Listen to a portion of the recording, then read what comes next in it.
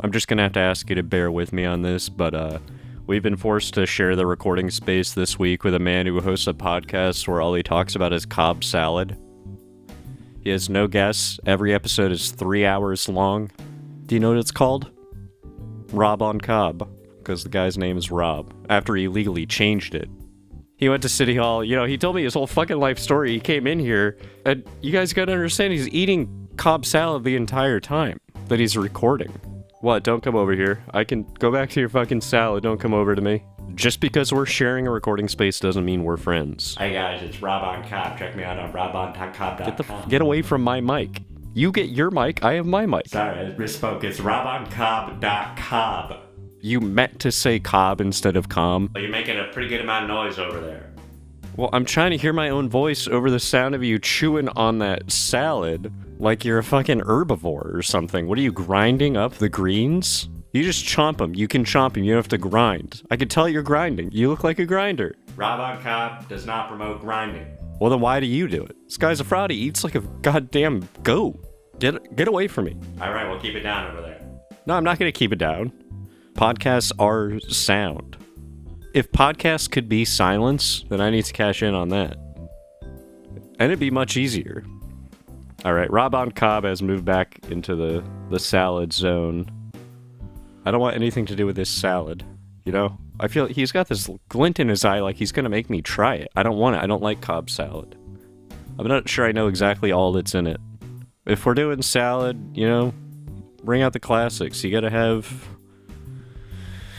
Wait, now my podcast is about salad. Fuck! The disease is spreading. But to be this obsessed with one thing? I guess people with autism have to have a salad for them, so maybe Cobb salad. It's a lot better than being into, being a furry.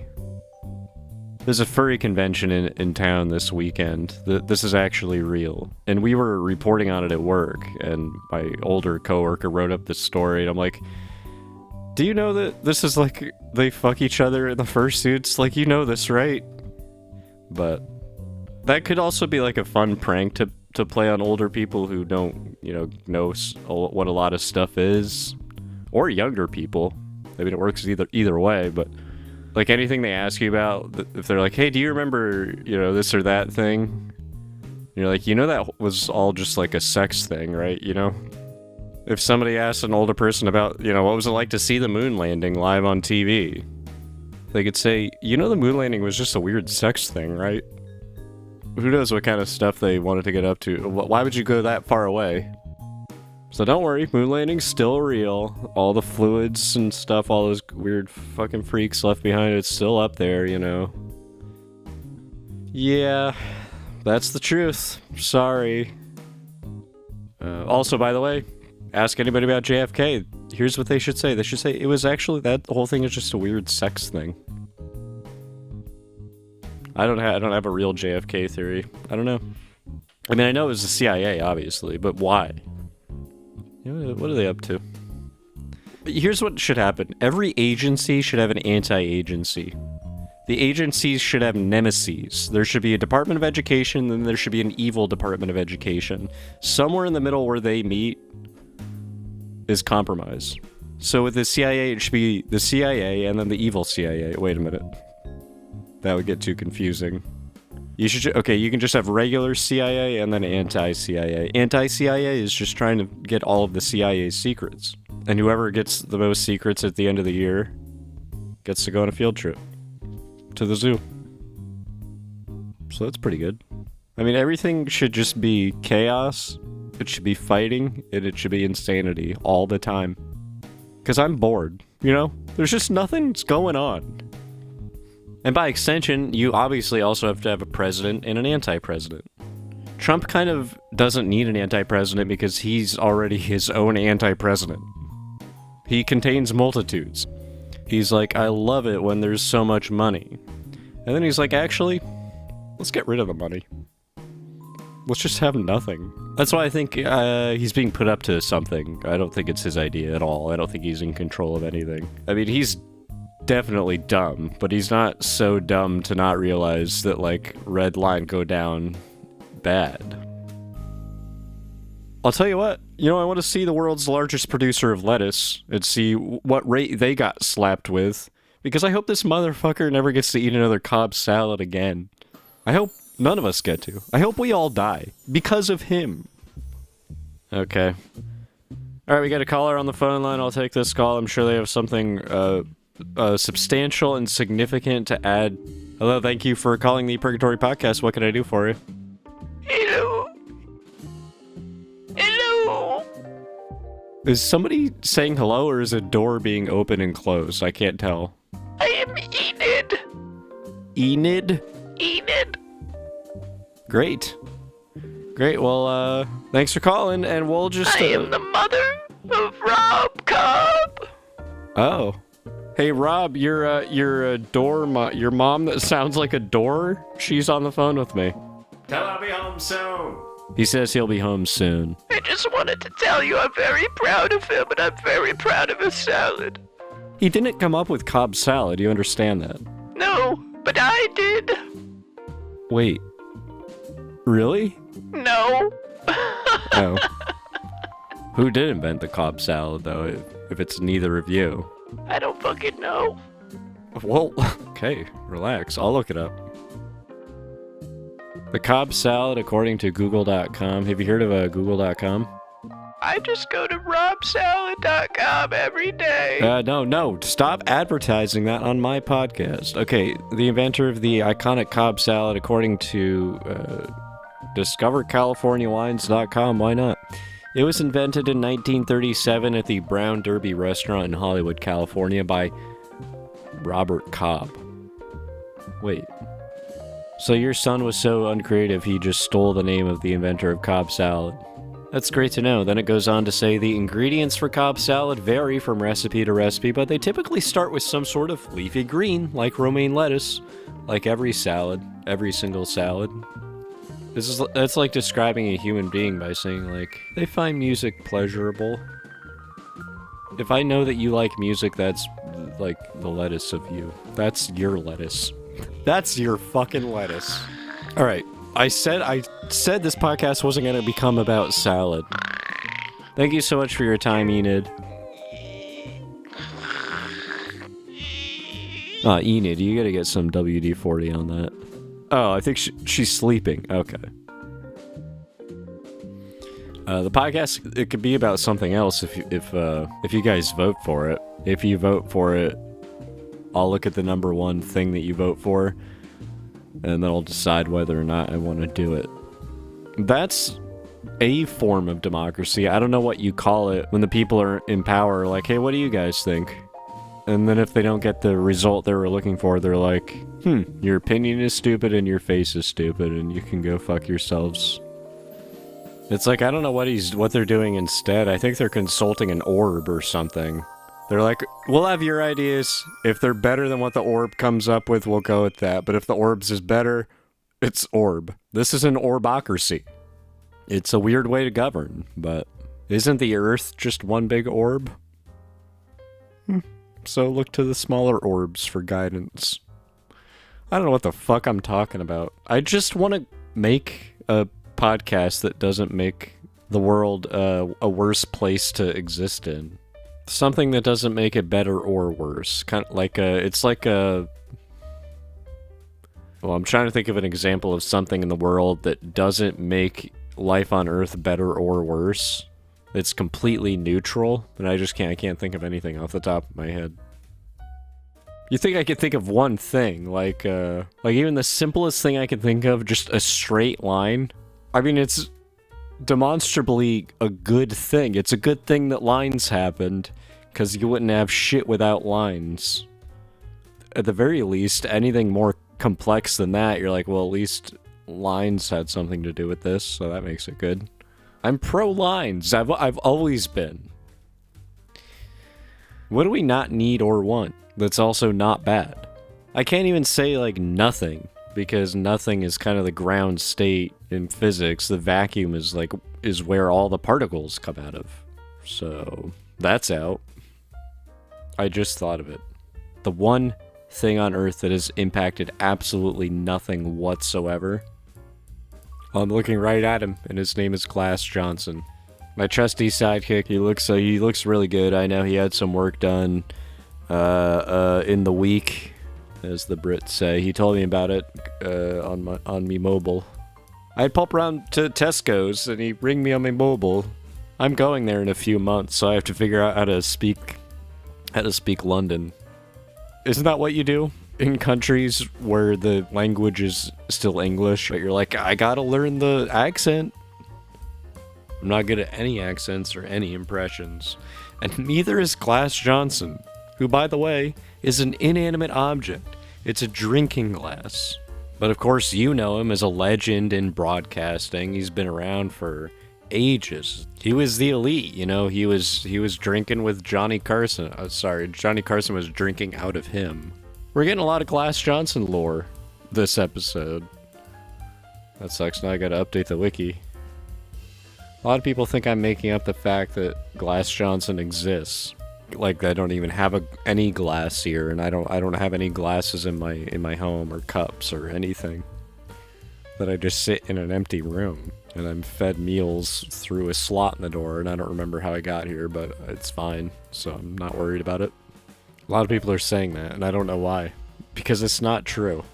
First of all, if there was a slot, you'd hear the slot, wouldn't you? There's no slot noises on my podcast. Well, whatever. I have to move on. I gotta bring out someone who, in terms of their net impact, Slurp Von Lipstick, the host of Time Check, for some of us, he's created hell on earth in our own personal lives. For other people, they're just like, oh, a guy who tells the time, who gives a fuck? And I would say I'm in both of those camps. Okay, Mr. Von Lipstick has texted me now. He says he's running late. Every single day of my life I question, why does Time Check exist? Why is it a segment on the podcast? Why is all of this necessary? And I just haven't gotten any answers, even though I've asked God about it several times on the phone. Well, he called me. I didn't call him. He called me. If you were listening, you know he called me in a previous episode. Phone's lighting up. Could it be? Could it be the man himself? Let's see. Who is this? Hey, it's me. Yep. Sounds like this is God. We've talked on the podcast before. No, I'm sorry. I'm the anti-you, but I'm in a really big room. Why are you in? Wait, what? The anti-you. I'm the guy who's assigned to try to foil you at every turn. Oh, that explains a lot. Well, what do you got in the works, and why are you in such a big room? Well, I'm just devising new ways to try to make your life shitty. Why are you doing this? I just like it. I mean, maybe it's good that I have someone kind of keeping me in check. Yeah, totally. Hey, unrelated question. Sure, what? On a scale of 1 to 10, how vulnerable would you say your flesh is to incendiary projectiles and shrapnel? I would say, yeah, very susceptible to, yes, a 10. Great. And how about a tank rolling over your head 100,000 times?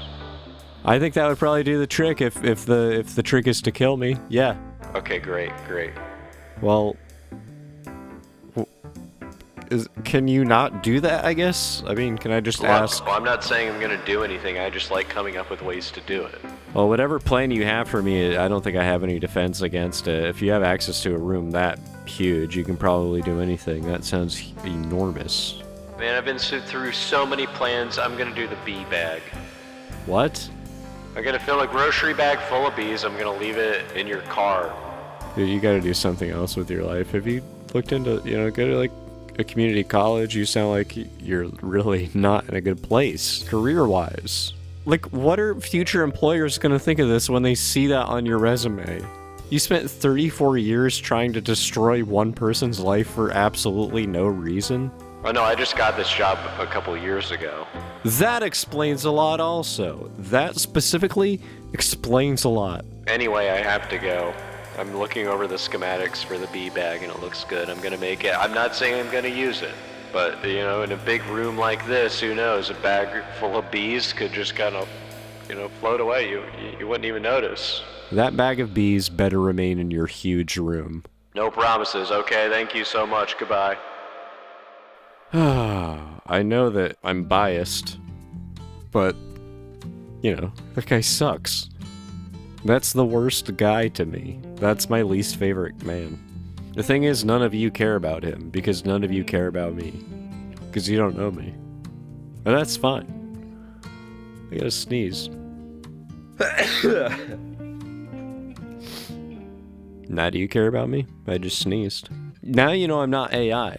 You ever heard an AI sneeze? You've never been like, hey, Chat GPT, how do you make a campfire? And it's like, start with wood. Like, it doesn't do that. It just gives you the information. It doesn't burp or fart or do anything like that. So it doesn't do anything cool. Alright, finally, wow, it's finally time for Slurp Von Lipstick. I'm gonna vacate because I think that bag of bees is on its way here, and so I'm gonna leave for a little bit, and Slurp Von Lipstick's gonna come out. He's gonna do a time check, don't worry. Daddy's gonna be right back. He's just going out for a pack of 6. That's gross. It's just, you can't call yourself daddy, not in this day and age. Anyway, Slurp Von Lipstick, come on out, buddy.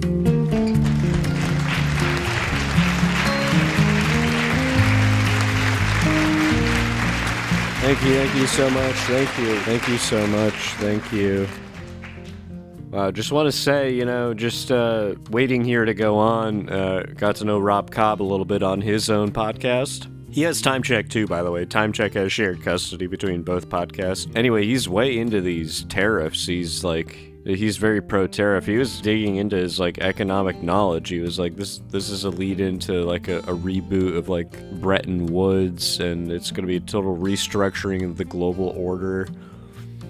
Unlike Rob Cobb, I stay in my lane. I do time. That's all I focus on. I want you to know what time it is, because otherwise I wouldn't have a thing. I would just be Slurp Von Lipstick. Can you imagine being a civilian, being named Slurp Von Lipstick? People just think of me as the time guy. You know, I originally wanted to go by Father Time. Unlike some people, I'm fine with being called Daddy. But, so it's 1:01 a.m. So what? You might be thinking to yourself, I'm listening to a podcast, I don't need to know what time it was recorded. Well, guess what? I'm objectively more important than you. So it's more important that I know the time than you know the time. Okay? So I want no more chattering among the fan base of people saying, we love Time Check, we love every single part of it, except for the part where he checks the time. Because we can't use this information.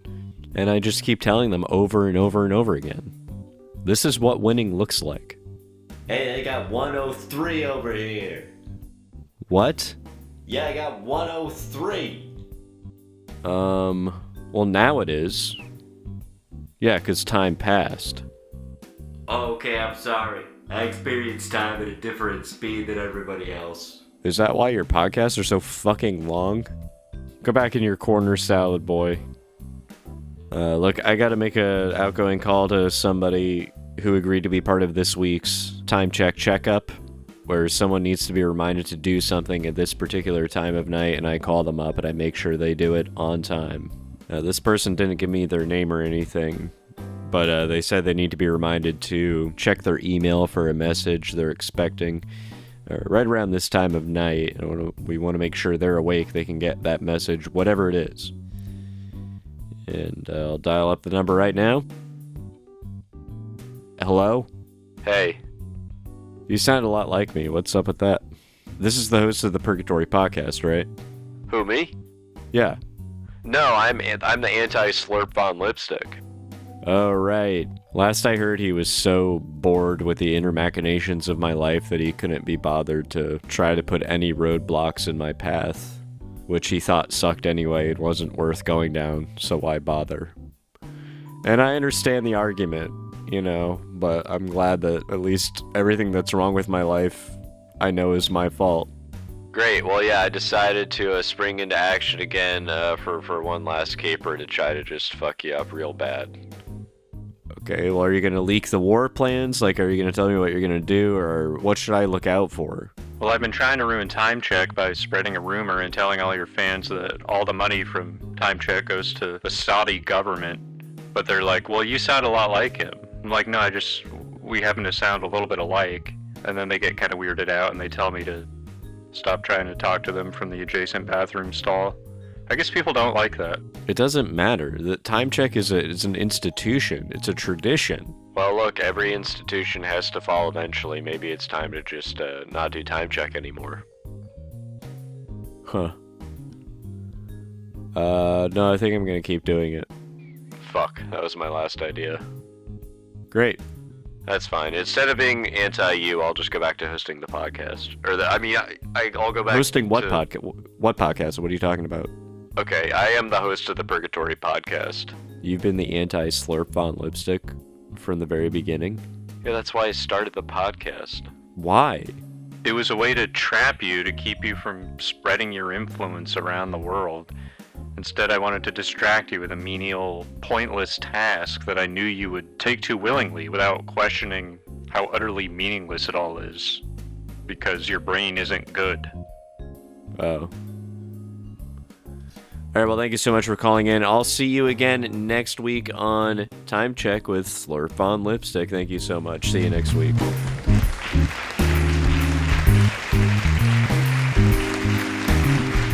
It's a little cramped in here with all three of us, man. I wish for a guy with a podcast, he's taking up a lot of room. Most of it is all these salad plates. He's gonna eat all these in these 3 hours? I can't even see him. He looks like he's in a forest. He's taking up space. He's taking up noise. I'm gonna have to go back and edit out all the salad frequencies so you don't hear all the noises. It's gonna take forever. So this podcast might be coming out like next month. Speaking of podcasts, this one's over. This is the end of the episode, basically. I'm probably gonna say some more stupid bullshit for another minute or two. You know, make sure, keep an eye on your anti-you. Add them on Facebook if you've yet to identify your anti-you, your Waluigi, if you will. You can usually find them on Facebook. They're accidentally liking a lot of your posts. That's because they're stalking you to find your weaknesses. Click on their profile. If their picture it's your exact face but with a mustache, that's definitely the anti-you. They're up to no good. What's crazy is that recently Congress has made it so that killing your Waluigi is legal. It's not murder. It's considered fair play. So if you encounter someone who looks enough like you, but they have a mustache and you kill them, that goes to a separate court. They handle specifically court cases where people kill a suspected Waluigi. A lot of these investigations, sometimes they drag on for years trying to identify, is this really their Waluigi or is it just like some asshole? And some of these have gone up to SCOTUS. I mean, you need the greatest minds sometimes to figure out if somebody was really a Waluigi. Just something to think about as you go about your day-to-day life. And as I said, the podcast is now over. Anything I say from here on out cannot be held against me in a court of law. If you really want to hear what I think, it's this. Have a pleasant night, and may you have the sweetest of dreams. See you later.